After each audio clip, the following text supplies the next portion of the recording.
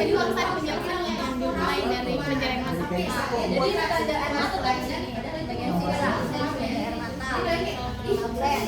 Nah, outlet itu ini Duktus. nanti akan menyalurkan air matanya.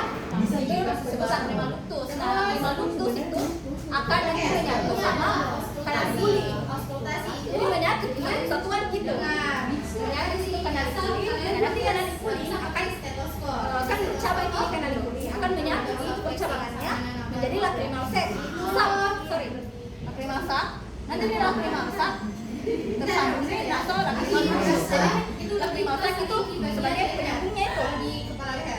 Di leher. Nah, itu nasal lacrimal duktus. Nanti akan tembus di ke hidung. Itu kenapa? Kalian kalau nangis ikut juga keluar Beringus. Iya,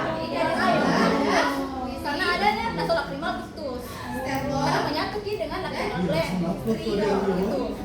Terus selanjutnya ada membran likitan. Nah, membran likitan itu dia ada di hewan, itu disebut juga kelopak mata ketiga pada hewan.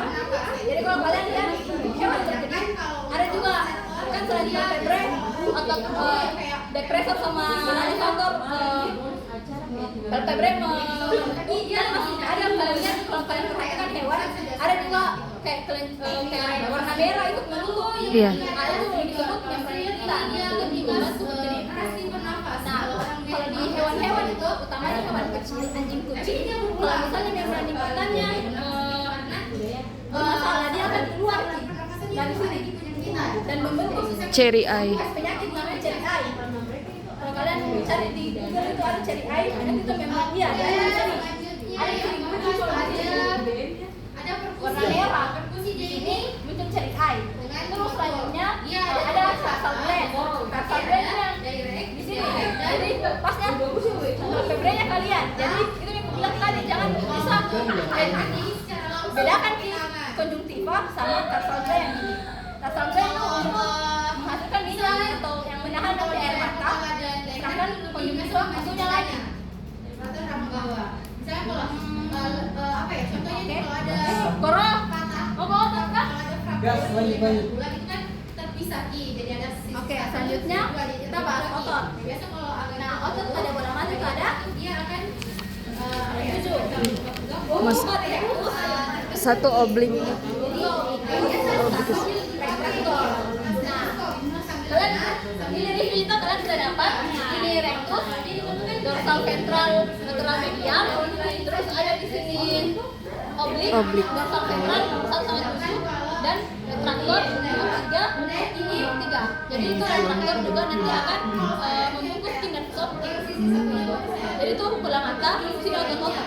jadi biasa kalau normalnya kan kalau tiga tuh Nanti ada apa nih yang di tengah-tengahnya. Nah ini itu ada nervus. Nah nervus yang paling penting di mata tadi sudah kita sebut berapa kali nervus Optik. Terus ini nervus optik kan masing-masing mata itu punya nervus optiknya masing-masing. Nah setelah kan itu nervus optik nanti akan ke otak toh. Nah ada penyatuannya disebut chiasm. Apa Kak? Chiasm. Itu chiasm. Kalau misalnya kalian lakukan endokreasi, nanti dijelaskan lebih lanjut sama Kak Koro. Kalau misalnya kalian lakukan endokreasi, jangan sampai itu terpotong. Jadi tergantung dari jalannya. Anggap nih ada atau anggap ini lah chiasmnya. Anggap ini ada di mata lain. Chiasmnya. Kalian potong saja sampai sini. Dan potong di sini. Karena kalau kalian potong di sini, kalian itu akan itu hewannya akan buta dua-duanya. Karena kan ini salah satunya jadi jangan kita ambil kedatangannya. Kalau misalnya kita potong itu chiasmnya, nanti buta dua-duanya. Terus ini ada arteri. Nah, arteri itu yang dipotong itu arteri optalmik saja. Jadi kalau misalnya ada orang-orang yang banyak arteri-arteri yang akan dipotong itu pada endokreasi itu tuh sebenarnya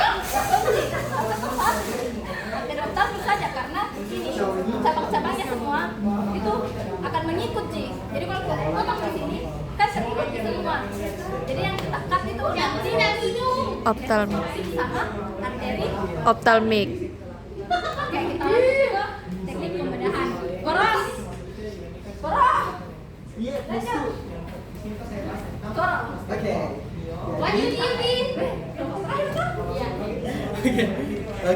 masuk ke enukleasi ya. Berapa otot? 7. 7, 4 rectus, 2 oblik, 1 retraktor. Oke, tidak perlu lagi tadi. Oke, ini perlu dulu lagi posisi mata dan sklera. Ini kan mata, sklera itu kan yang diharapkan itu yang bungkus kantung mata, ya, yang bungkus kantung mata. Itu bakal berpengaruh pada saat kita melakukan ini enukleasi dan stimulasi. Nah, di sini juga kalau misalnya kita sklera yang membungkus keseluruhan mata, otomatis nervus dan pembuluh darah itu di dalam sklera, di dalam kantung, bukan di luar kantung mata. Oke, kita next ke ini. Nah, jadi sudah diwajibkan itu untuk pembuluh darah, untuk struktur unsur di sini ada nervus optik dan Arteri optik. Optalmik. itu bisa aja. Jadi tidak ada yang lain. Dari itu arteri ciliaris, lacrimalis, frontalis, semuanya itu tidak ada. Kenapa? Karena cabang utamanya sudah dipotong. Arteri optalmik ya, kalau sudah dipotong sama nervus optik terangkat di bola mata. Oke, next kita ke subkonjungtiva. Kapan digunakan subkonjungtiva? Kapan kita gunakan transparan? Oke, subkonjungtiva digunakan pada saat kondisi mata masih normal. Belum ada komplikasi, maksudnya belum ada perubahan bentuk struktur bola mata. Contoh, belum terjadi pembesaran atau ada tumor. Itu kan kalau ada tumor sama pembesaran bola mata itu kan mengubah struktur bola mata tuh jadi lebih besar dan tidak bulat-bulat gitu. Nah, kita tidak bisa pakai itu untuk di subkonjungtiva. Kalau di subkonjungtiva, keadaan bentuk struktur bola mata itu masih normal. Contoh penyakitnya katarak.